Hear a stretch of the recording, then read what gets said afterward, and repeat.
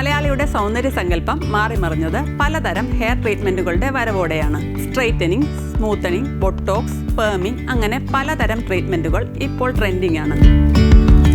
ഇങ്ങനെയുള്ള ട്രീറ്റ്മെൻറ്റുകൾ ചെയ്യുമ്പോൾ നമ്മളുടെ ഹെയറിൻ്റെ സ്ട്രക്ചർ മാറുകയും അതിലൂടെ നമ്മുടെ ലുക്ക് തന്നെ മാറും.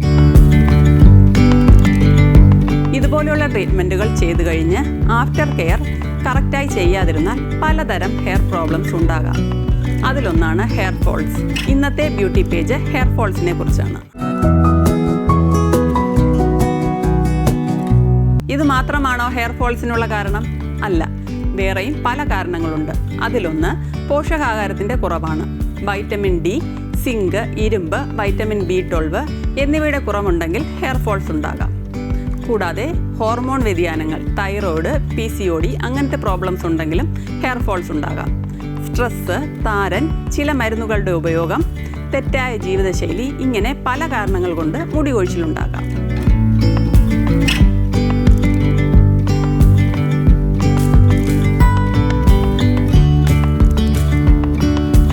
ഹെയർ ഫാൾസിനുള്ള 1-2 ഹോം റെമഡീസ് നമുക്ക് നോക്കിയാലോ. സവോളയും കറിവേപ്പിലയും വച്ചൊരു മാസ്ക്. ഒരു സവോള ചെറിയ പീസാക്കി കട്ട് ചെയ്ത് ഒരു ബ്ലെൻഡറിലിട്ട് കുറച്ച് വെള്ളവും കൂടി ഒഴിച്ച് നന്നായി അരച്ചെടുത്ത് അതിനെ അരിച്ച് അതിൻ്റെ ജ്യൂസ് എടുക്കുക.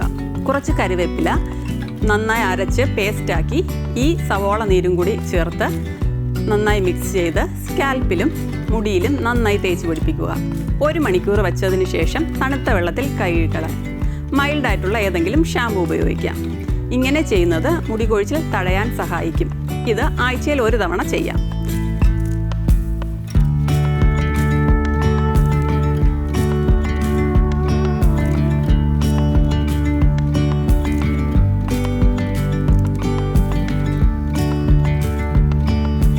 സവോളയിൽ സൾഫർ അടങ്ങിയിരിക്കുന്നതിനാൽ മുടിക്ക് ആവശ്യമായ കരാട്ടിൻ്റെയും മറ്റ് എൻസൈമുകളുടെയും പ്രൊഡക്ഷന് ഇത് സഹായിക്കും. കറിവേപ്പിലയിൽ ആൻറ്റി ഓക്സിഡന്റ് ധാരാളമുണ്ട്. ഇത് മുടി സ്ട്രോങ് ആക്കും. അടുത്തതായി ഉലുവയും ചെമ്പരത്തിയിലയും വച്ചുള്ളൊരു മാസ്കാണ്.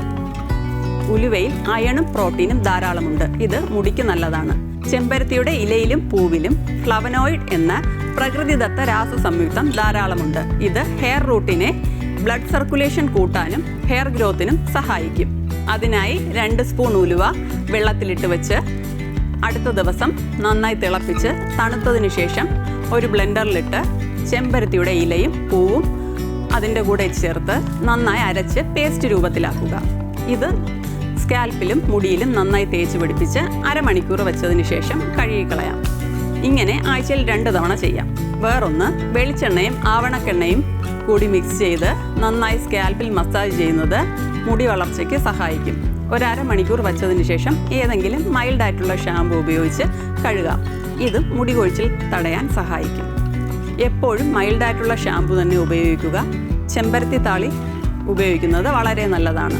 ചെമ്പരത്തിയുടെ ഇല മിക്സിയിൽ അരച്ച് ഒരു തുണിയിൽ അരിച്ചെടുത്ത് ഒരു ബോട്ടിലാക്കി സൂക്ഷിച്ചാൽ ഇത് ഫ്രിഡ്ജിൽ വെച്ച് ആവശ്യത്തിന് മുടി കഴുകാൻ ഉപയോഗിക്കാം.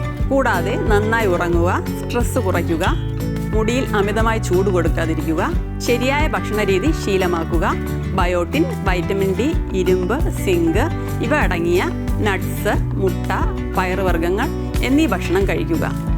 ഇതൊക്കെ ചെയ്യുന്നതിലൂടെ മുടി കൊഴിച്ചിൽ നമുക്ക് തടയാൻ സാധിക്കും. ഇതുപോലുള്ള സൗന്ദര്യ പ്രശ്നങ്ങൾക്കുള്ള ഹോം റെമഡീസിനായി ബ്യൂട്ടി പേജിൽ കാത്തിരിക്കുക.